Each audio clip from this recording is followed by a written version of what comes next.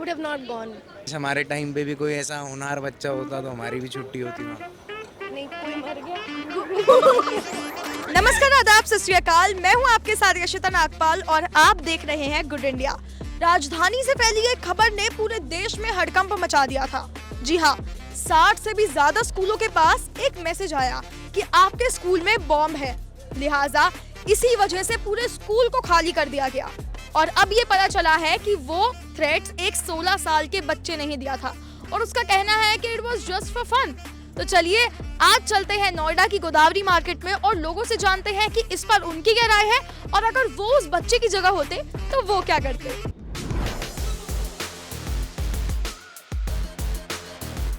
Ma'am, your name? सुहानी।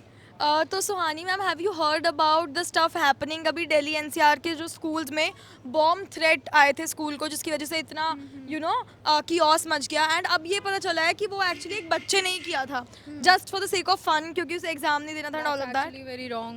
या that is, but if you were at his place और her place and आपको exam नहीं देना होता तो आप क्या करते? See, first of all, किसी भी सेन पर्सन की चॉइस यही रहेगी कि उन्हें एग्ज़ाम नहीं देना तो वो छुट्टी कर लें, ठीक है। अगर मैं उस बच्चे की तरफ होती, उस बच्चे की प्लेस पे होती तो मैं भी यही करती, छुट्टी ले लो। बट अगर आपके पास वो ऑप्शन ही नहीं है? अब मेरे पास ऑप्शन नहीं है तो कोई बात नहीं, एग्ज़ाम देने चले जाओ, एग्ज़ाम में ना लिखना तो दैट्स ऑल्सो इक्विवेलेंट टू छुट्टी ले लेना, क्योंकि रीटेस्ट तो तब भी हो ही जाएगा। I don't think that's the right thing to do because exam happens and then it's for us only. Just you don't want the exam, just don't attend it. That's it. You don't have to disturb the other students. तो आप क्या करते? तो मैं तो exam देने जाता ही नहीं और क्या करता हूँ। और अगर एग्जाम देना इम्पोर्टेंट होता तो सोचता पहले कि लाइफ में आगे बढ़ना है तो देना पड़ेगा और तो कुछ नहीं। Ma'am, your name? Garima. Okay, so have you heard about all of the stuff happening in Delhi NCR? Bomb threats आ रहे हैं जो आज की न्यूज़ अगर आपने देखी हो तो। Okay, so I'm a school teacher. I'm with Somerville School, Vasundhara Enclave. So obviously that threat was, we heard of that, and there was a panic amongst the parents, and they came to the school, and they came to the school. They wanted to pick up their ward and everything, and then most of them, half of the school was vacant by 11. Most of the parents, they picked their ward and they went back.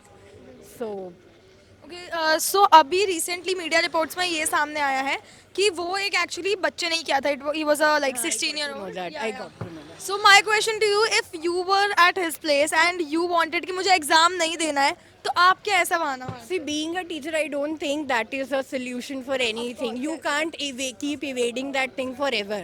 अभी आपने एक बार कर लिया, but next time, then what will you do? So that is not a solution. He could have, if he was so nervous or anything, he could have talked to somebody, probably his parents or the teachers. But I feel that was not the solution. Putting everyone under, pressure and threat and everything. So. Yeah, of course that's not a solution. But if you were at his place, you don't want to give the exam, you don't have an option to take a off. So what would you do at that time?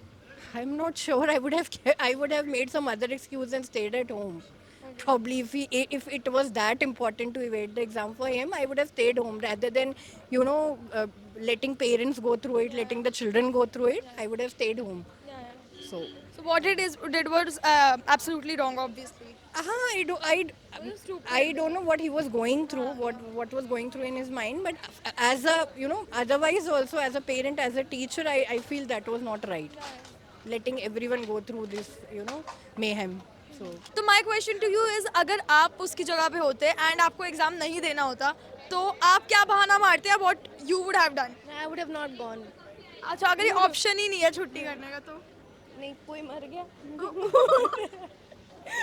नहीं ना, घर पे in general might have, I don't know. Okay, so you?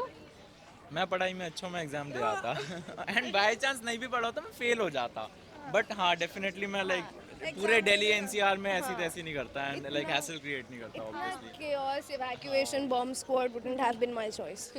काश मैं भी madam उस बच्चे की जगह होता तो मैं भी यही करता।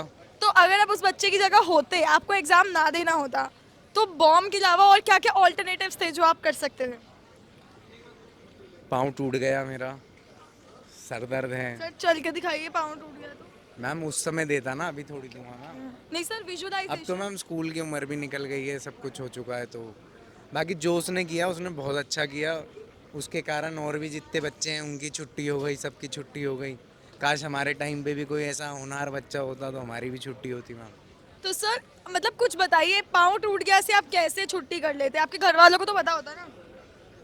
उनको भी झूठ बोलता ना, पाँव टूट गया मैम, ऐसे यूं कर देता पाँव को।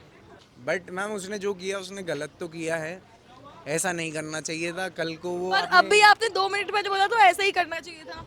वो मेरे हिसाब से सही है, बाकियों के हिसाब से सही थोड़ी है मैम। एंड फिर देखो, वो आपने कहावत सुनी होगी, शेर आया, फिर शेर आ ही गया।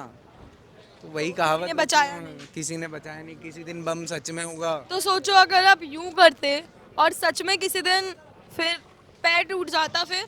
मैम पैर टूटना और बम में आसमान जमीन का फर्क है। पैर सही हो जाता है, बम फूटने से सब मर जाते हैं मैम। मैं भी ऐसे कुछ करता पर इतना बड़ा नहीं करता। ऐसा कुछ मतलब क्या? एक बार हमने करा था, हमने क्लास वॉशरूम में बहुत सारे बम फोड़ दिए थे, तो अचानक से बहुत ज़्यादा वो माहौल बन गया था, तो पेपर कैंसिल हो गया था, डिले हो गया था। मतलब जो आज हुआ उसका माइक्रो इफेक्ट तो आपने भी कर रखा है। बट एटलीस्ट वो स्टेट लेवल पे तो नहीं था। स्टेट क्या, एक्चुअली आई थिंक पूरे देश में ही हड़कंप मच गया उसकी आज के बाद obviously. So if you were there at his place, so what would you do? I think I will just bunk my school, not attend my exam because it's my decision. Because there are many other students who would like to study, and then we have been spending money for that the whole year, our whole time. So I don't think that's the right thing to do. And then just because of his own uh, reason, he should not do that. जी ma'am. तो अगर जैसे आप जब छोटे थे, अब तो नहीं रहे, हाँ, तो जब आप छोटे थे और आपको स्कूल नहीं जाना होता था तो आप कैसे बहाने मारते थे? मैम मैं स्कूल जाता था, फिर मस्ती करता था। पढ़ते थे? नहीं, बिल्कुल भी नहीं मैम। अच्छा, व्हाट डू यू थिंक कि उस बंदे मतलब उस बच्चे के दिमाग में चल क्या रहा होगा एग्जैक्टली? कितना ब्लंडर कर दिया उसने? कुछ नहीं चल रहा होगा तभी करा ही। कुछ चल बिना रहा होता सोचे किया गया। अगर कुछ चल रहा होता तो नहीं करता ऑब्वियसली, बट मतलब आप उसकी जगह होते तो छुट्टी कर लेते या फिर फेल हो जाते? कुछ ऐसा, या कभी जनरली स्कूल जाते थे, बहाना मारना होता था, छुट्टी करनी होती थी तो क्या करते? नहीं, बीमार है, पेट दर्द है, सिक बे की पुदीना पी लो यार। किसी को बॉम्ब स्क्वाड क्यों बुलाना है? हमारे सिग्बे में पुदीना हरा नहीं मिलती थी। हमारा मैं तो सिर्फ फीवर, हेडेक, पेट में दर्द। ये हमारा स्कूल ऐसा ही हड्डी टूट था। पैर का स्प्रे है पुदीना हरा। द मैक्सिमम पैर टूट गया तो पुदीना हरा। एवरीथिंग इज पुदीना हरा। हमारे स्कूल में एक मैजिकल टैबलेट होती थी, कुछ भी हुआ टैबलेट, बंदा फेंट हो गया, टैबलेट, हड्डी टूट गई, टैबलेट। लिक्विड हुआ करता था, उसको हम पुदीना हरा बुलाते थे। गाइस, ड्रिंक पुदीना हरा, डू नथिंग। ये तो थी लोगों की राय, आप क्या क्या कहना है? अगर आप उस बच्चे की जगह होते तो आप क्या करते? हमें कमेंट सेक्शन में जरूर बताएं और गुड इंडिया को सब्सक्राइब करना ना भूलें।